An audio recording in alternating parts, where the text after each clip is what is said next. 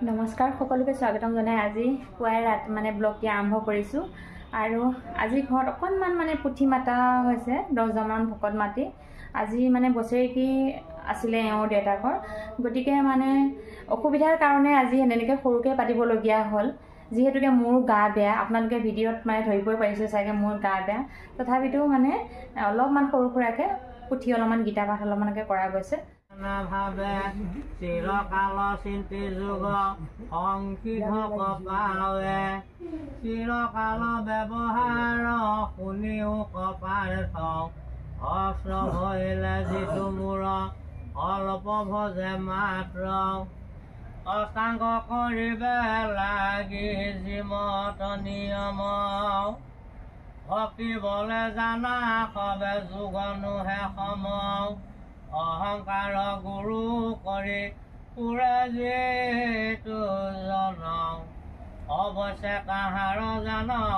হয় আশয় পতন নাভাবে চিৰকাল চিন্তি যুগ সংকীৰ্ণ কপাৱে চিৰকাল ব্যৱহাৰ শুনিও কপাল থওঁ অস্ত্ৰ হৈলে যিটো মূৰ অলপ ভজে মাত্ৰ মন কৰিলে কাৰ চিত্ত শুদ্ধি নাই শুভ কোনো কৰ্ম কৰিলে চিত্ত শুদ্ধি তাৰ চিত্ত শুদ্ধি হলে ভক্তি হোৱে পুনৰবাৰ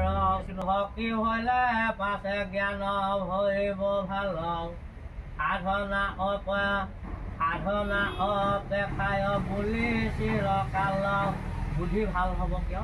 নাৰায়ণ তপ কৰে যিটো প্ৰাণী তাহাতো অধিক যিটো শাস্ত্ৰবিদ জ্ঞানী সৰ্বশাস্ত্ৰ জ্ঞানী ৰজে আৰু আছে শ্ৰেষ্ঠ বাট পুষ্কৰণী কোপ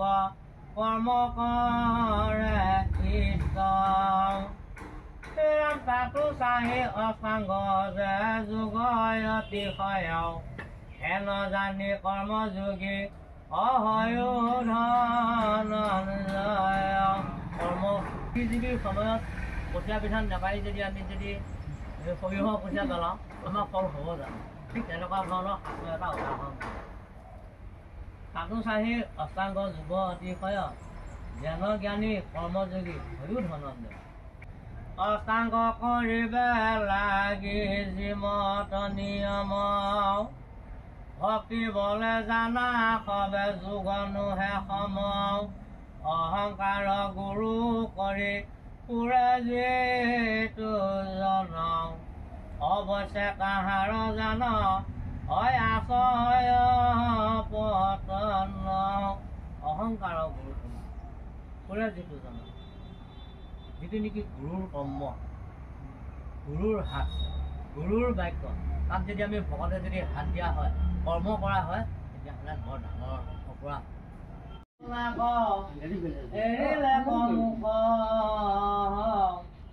প্ৰেম পাশে বান্ধি মুখ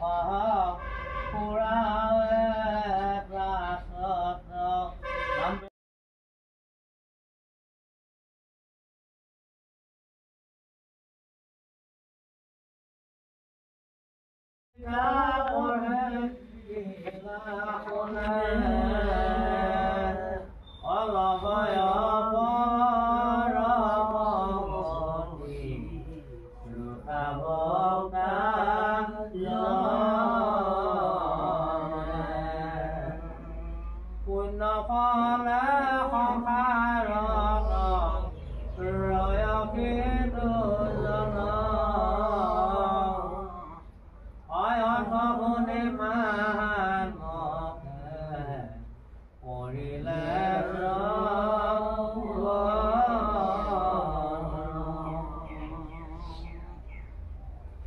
শুনা সৰ্বজনয়ে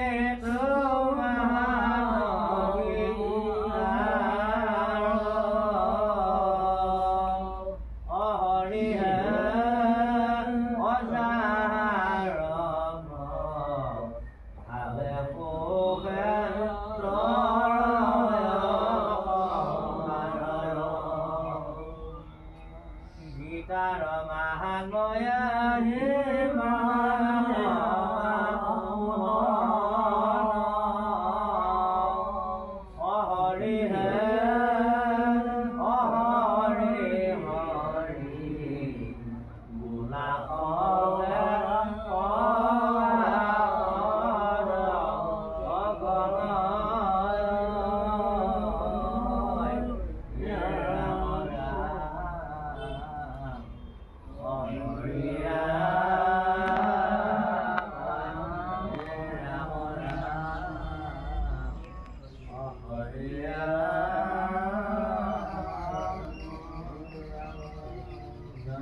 চিৰা দৈ উলিওৱা গৈছে, এফালে মিঠৈ, এফালে লালমোহনে অনা গৈছে। আৰু গাখীৰখিনি চাওক কিমান ধুনীয়া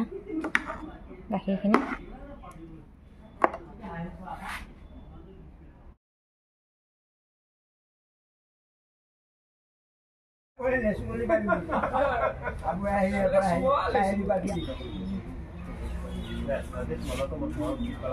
এতিয়া ভকত বিদায় দিয়া হৈছে, যিহেতুকে মই চাপৰিব নোৱাৰোঁ। ননদজনীৰ সৈতে এওঁৱে মানে বিদায় দিছে আৰু ভকতক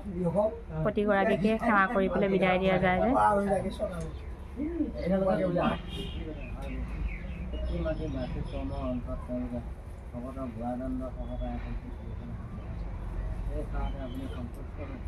সকলৰ